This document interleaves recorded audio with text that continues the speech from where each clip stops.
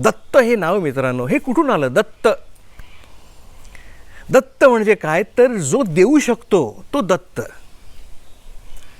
आता बघा, Bill Gates सारखा एक जो बिलियनर माणूस आहे तो देऊ शकतो, राईट, तो देऊच शकतो. परंतु त्याचं देणं हे कुठल्या तरी गोष्टीवरती अवलंबून आहे, right.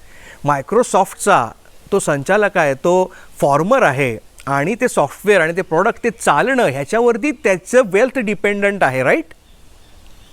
So his wealth is dependent on something. तो देऊ शकतो का? अगदीच देऊ शकतो, पण त्याचं देणं हे कशावर तरी अवलंबून आहे, राईट. मग ह्या सगळ्याला जर का आम्ही एक हायरार्की रचत गेलो तर पुढे कोण? एकच उरतो, फक्त एकच उरतं. कोण?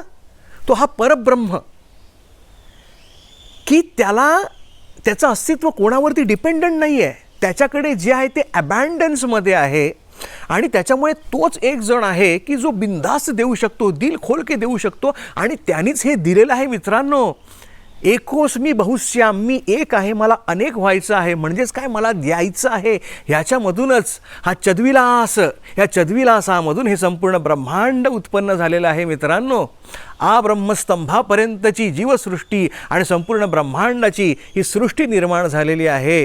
याचाच अर्थ तो देणारा तो एकच. आणि म्हणून दत्त हे नाव फक्त आणि फक्त त्यालाच शोभून दिसतं किंवा त्यांनाच शोभून दिसतं किंवा त्यांनाच ते समर्पक आहे. कारण तो एकमेव आहे, तो देणारा आहे आणि त्याचं देणं हे दुसऱ्या कशावरतीही अवलंबून नाही.